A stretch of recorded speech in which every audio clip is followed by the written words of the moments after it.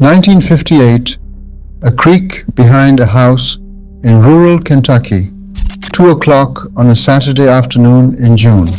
A boy, 11 years old, sits cross-legged on a flat rock with a pocket knife open in his lap.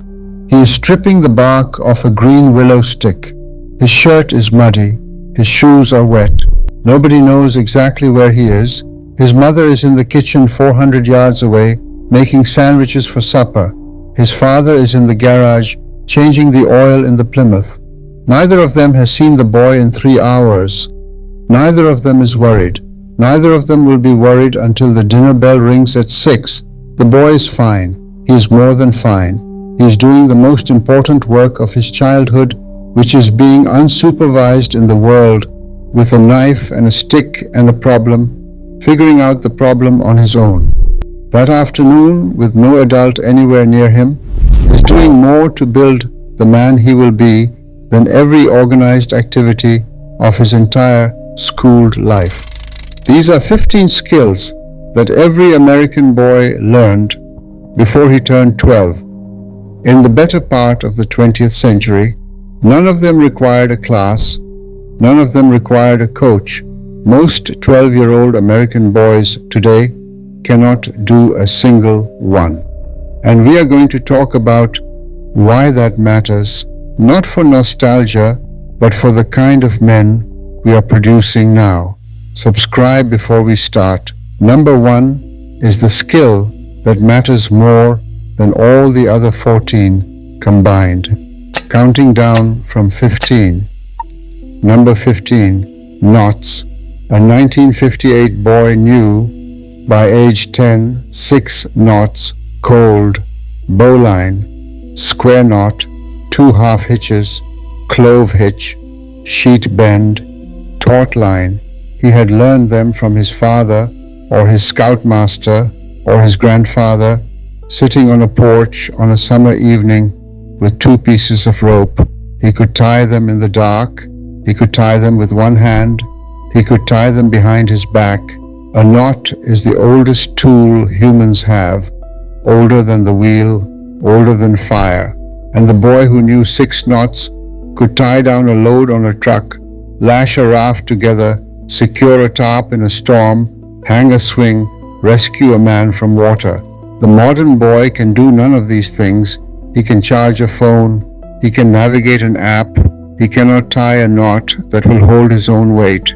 And the day comes, every man has had this day, when a knot is the difference between a small problem and a disaster. The 1958 boy was ready for that day at 10 years old. The modern boy is 40, calling AAA because he does not know how to lash a Christmas tree to the roof of his Subaru. Number 14, the edge. A 1958 boy had a pocket knife by the age of 8 or 9, and his father had taught him on a Saturday morning at the kitchen table how to put an edge on it. Arkansas stone, 3 drops of oil, 20 strokes on one side, 20 strokes on the other, then finish on the strop. He learned to test the edge by shaving the hair off the back of his own forearm. If it shaved, it was sharp. He understood that a dull knife is more dangerous than a sharp one, because a dull knife slips and a sharp one cuts where you aim it. Most American men today, in their 40s, have never sharpened a knife in their lives. They have a drawer full of kitchen knives that are too dull to slice a tomato properly. Their pocket knives, if they have one, are factory-edged and going dull. The single most ancient maintenance skill a human male has ever practiced, putting an edge on a piece of metal, has been lost in 2 generations. There is something deeply wrong about that. A man who cannot sharpen has outsourced his own readiness for the world. Number 13, the fire. Tinder, kindling, small fuel, medium fuel, large fuel, laid in that order in a teepee or a log cabin shape, with the tinder loose enough to breathe and tight enough to catch. 1 match. If the first match didn't take, you didn't get a second one. You went back, rebuilt the fire, and tried again with one match. He'd learned it on camping trips in the backyard at his grandfather's farm. He'd practiced it until it was automatic. A boy who can build a fire understands the physical structure of energy. He understands why some things burn and some don't, what air does to a flame, why you start small and build big, why you don't pile too much on too soon. These are not just camping skills. They're metaphors for every productive thing a man will ever do in his life. Build a business, build a marriage, build a career. Same structure as the fire. Tinder, kindling, small fuel, big fuel, patience. The 1958 boy learned this at 9 with a pile of birch bark and one wooden match. The modern boy has no equivalent lesson, none. Number 12. Direction. A 1958 boy could unfold a road atlas, find his town, find the destination, trace a route with his finger, and tell you the highway numbers in order. He knew north from south by the sun. He knew west from east by where the sun set. He could, dropped anywhere within 100 miles of home, find his way back. He had what we call spatial sovereignty. His mind held a map of his own region, his own state, his own country. He knew where he was in the larger world. The modern boy and the modern man, increasingly, does not have this. He has Google Maps.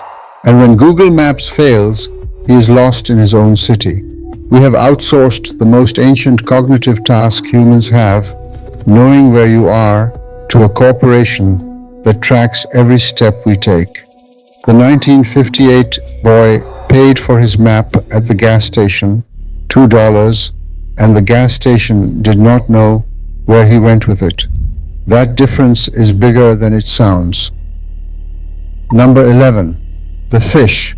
Hook, line, bobber, worm. A cane pole if he was poor, a Zebco rod if he was lucky, $6 at the Sears. He sat on a bank for 2 hours, caught a bluegill or a crappie, and brought it home. Cleaned it himself, scaled it on a newspaper on the back step, gutted it, cut off the head, took it inside, dipped it in cornmeal, and fried it in a cast iron skillet with bacon grease. He had touched the entire food chain by age 10. From the worm to the hook to the fish to the knife to the skillet to the plate to his own mouth. He understood in his hands and his stomach where food actually came from. The modern boy thinks food comes from delivery apps. He has never once in his entire life eaten an animal whose face he saw before he ate it. That sounds extreme. It is extreme. It is the most disconnected from the food chain that humans have ever been. And it produces a strange, hollow, abstracted kind of person who has never quite touched the actual world. 5 skills in. Notice something. Every one of them was a skill that connected the boy to the physical world. Knots to rope, edge to steel, fire to wood, map to ground, hook to fish. He was being trained, without anyone calling it training, to inhabit reality. The modern boy is being trained all day to inhabit screens. The cost of that swap is the man he becomes. 10 more coming. Number 10. The bike. A 1958 boy got his first bike around age 7. A Schwinn or a Huffy, often used and costing $50. By age 10, he could ride it anywhere within a 5-mile radius of his house, alone or with friends, without a helmet, without a phone, and without an adult knowing exactly where he was at any given moment. He had what is now legally forbidden in many American counties, unsupervised mobility. He could pedal to the swimming hole, to the candy store, to his friend's house, to the library, to the creek, to the railroad tracks, and figure it all out himself. got a flat tire 2 miles from home, he walked the bike home, or he fixed it. Got lost, he asked an adult. Got in a fight, he settled it. Got hurt, he came home with the scrape and the lesson. The modern American child, by law and by custom, cannot do this. They cannot walk to school alone in many states until age 14. They cannot be unsupervised in a public park. The child protection regime, well-intentioned but absolute, has outlawed the childhood the 1958 boy lived as a matter of course. And the cost of that loss is a generation of boys who reach age 18, having never solved a problem more than 3 feet from an adult. Number 9. The tire. On the bike, pull the tire off the rim, find the puncture in the tube by listening for the hiss or running it through a basin of water, patch it with a patch kit, remount the tire and pump it up. On the car, jack it up, loosen the lug nuts, swap the spare, lower the jack, tighten the lugs in a star pattern, and put the bad tire in the trunk. A 1958 boy could do the bike tire by age 10 and the car tire by age 14, both alone in 20 minutes. The modern man, grown, college-educated, professionally employed, sits on the shoulder of the highway in the rain and waits 2 hours for roadside assistance because he has never changed a tire in his life. The skill takes 20 minutes to learn. He has never been taught it because no one assumed he needed to know it, and the assumption produced the man. There is a deep dignity in the simple, mechanical competence of changing your own tire when you are on your own in the rain. The modern man has been deprived of that dignity by his own father, who was deprived of it by his father somewhere around 1990. Number 8. The fight.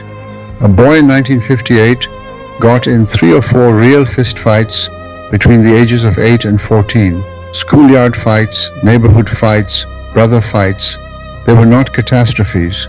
They were the way boys had always learned, since the beginning of recorded time, what it felt like to hit someone and what it felt like to be hit. After the fight, they shook hands, usually, or they did not, and it took a week. Either way, something had been processed in their nervous systems that no other experience could process. They learned that they could survive being hit. They learned that they could hurt someone if they chose to. They learned the difference deep in their bodies between anger and violence. The modern boy, in many places, will go through his entire childhood without ever being in a physical fight. School policy forbids it. His parents forbid it. The result is a young adult man who has no calibrated relationship to physical aggression and who therefore either avoids all conflict, like death itself, or escalates verbal conflict catastrophically because he has never tested it physically. We removed schoolyard fights to protect boys. Instead, we produced boys who have no idea what they are capable of in either direction. It was not a trade in the boy's favor. Number 7. The first job. A 1958 boy mowed Mr. Henderson's lawn for 50 cents at age 9. He shoveled the Murphy's driveway in winter for 25 cents. He delivered the Saturday Evening Post on a paper route by 12. He bagged groceries at the A&P by 14. He had earned his own money by age 10, real folding money, his own to keep. And he had learned the deepest lesson of work in the process, that an hour of his time was worth something to someone else, and that he could trade it for what he wanted. The modern American boy cannot legally work in most jurisdictions until he is 14. Most do not work until they are 17 or 18. Many do not work until they finish college. They reach adulthood having never traded an hour of their own time for money, and so they have no calibration for what work is worth, what money is for, or how the two relate. The 1958 paper route taught him in 3 months what a 4-year economics degree fails to teach the modern young man. Time and money are interchangeable, and your dignity comes from controlling the exchange. Number 6. The boredom. A 1958 boy could sit on a porch on a Sunday afternoon with nothing to do for 4 hours and not need anything. He would watch ants. He would whittle a stick. He would lie on his back and stare at clouds. He would think about a girl he liked, or a problem at school, or what he wanted to be when he grew up. He could be alone with his own mind for a long time. This is the skill we have most catastrophically destroyed. The modern boy cannot be alone with himself for 10 minutes without a screen. His phone is in his hand by age 9. He has never, in his entire life, been bored long enough to encounter himself. And boredom is where character is built, in the slow internal hours where a boy figures out who he is, what he wants, what he believes. We have filled every one of those hours with content. The result is a young man who, at 21, has never had a single original thought because he has never had a single quiet hour in which to have one. The single greatest thing you can do for a boy is take his phone away and give him an afternoon with nothing to do.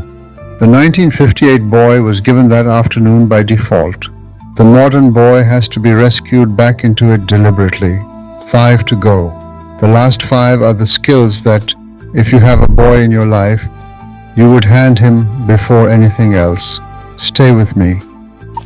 Number 5. The voice. A 1958 boy had memorized at least one poem by the time he was 12.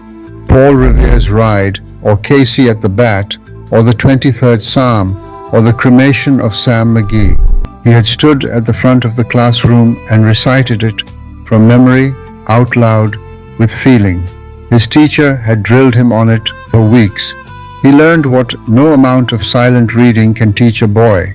That language has a sound, a rhythm, a weight, and that the human voice is itself an instrument. The modern boy never memorizes anything. Schools stopped requiring recitation around 1985, and so an entire generation of American men cannot quote a single poem, a single passage of scripture, a single Shakespeare line, a single Lincoln speech.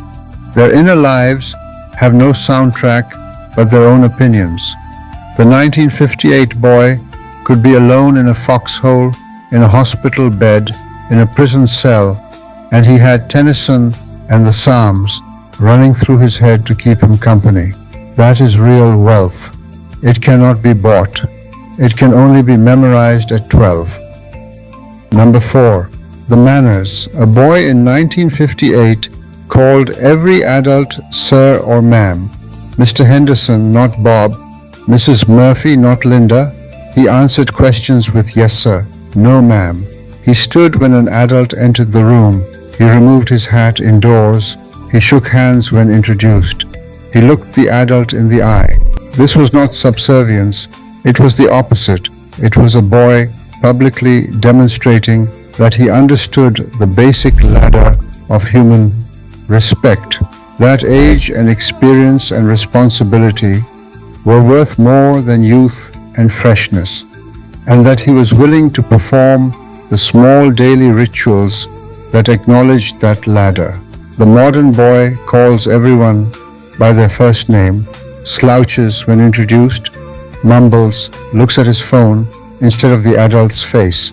He has not been taught that respect for elders is a thing he gives, not a thing they earn, and the cost of that loss is enormous.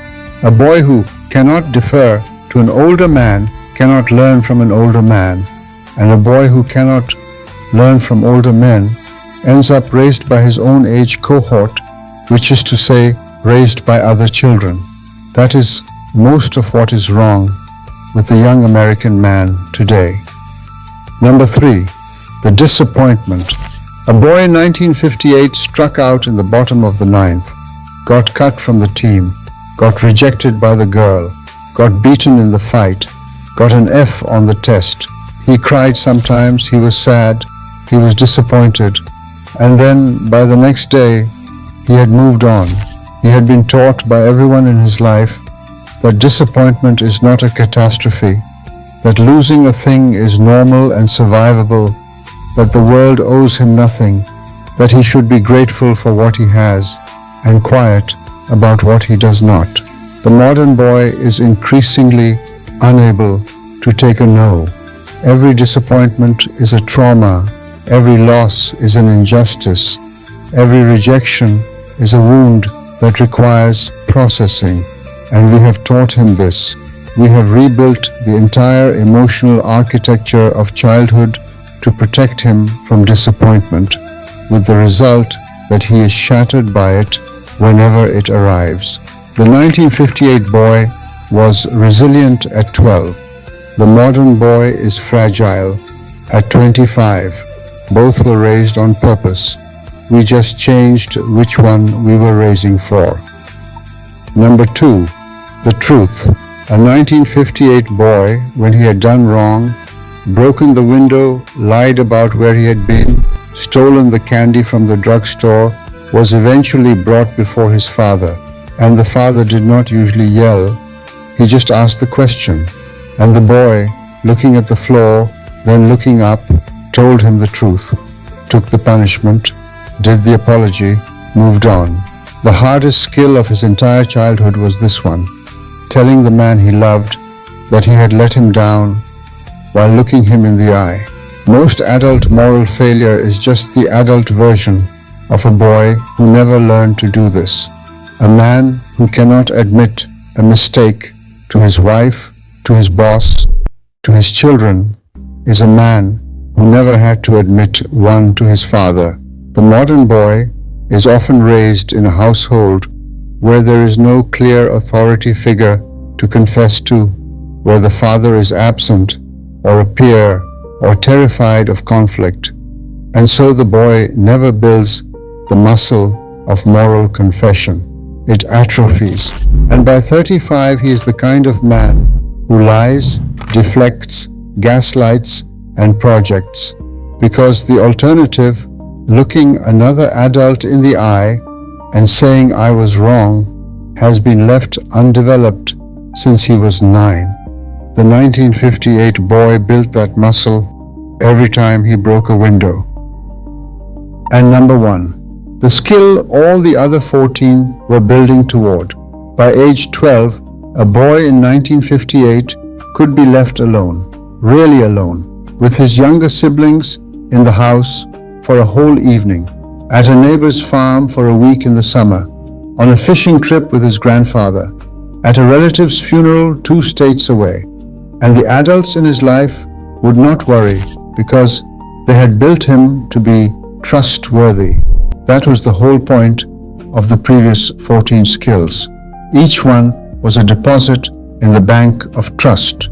The knots, the fire, the fight, the work, the truth. Every one of them was another piece of evidence presented to the adult world that this boy could be given his own life to handle and would not break it. The modern American boy, in many cases, cannot be trusted alone at age 22. He cannot be sent to college without a daily phone call to mom. He cannot manage his own finances. He cannot navigate his own conflicts. He has not been built for solo flight because every previous skill that built it was taken away from him in the name of safety. Safety is the right of a child. Trustworthiness is the inheritance of a boy.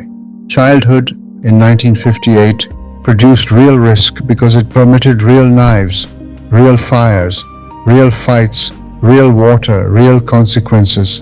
And out the other end of that childhood came a young man you could send to Korea or to college or to start a business, or to marry your daughter, and he would not break in your hands. That is the boy we used to produce. That is the boy we have stopped producing, and the cost of stopping is the entire crisis of young manhood we are now living through. If you have a boy in your life, son, grandson, nephew, neighbor, give him a knife and a stick and 3 hours alone in the backyard. That's where it starts again, or where it doesn't. The choice is yours, and it's a real one. 15 skills. Not one of them required a class, a coach, a credential, or a credit card. Every one of them was learned in the ordinary course of an American boyhood, for free, with the only adult supervision being occasional. A father who showed it once, a grandfather who watched at a distance, a neighbor who let it happen on his back 40. The 1958 boys are now in their 70s and 80s.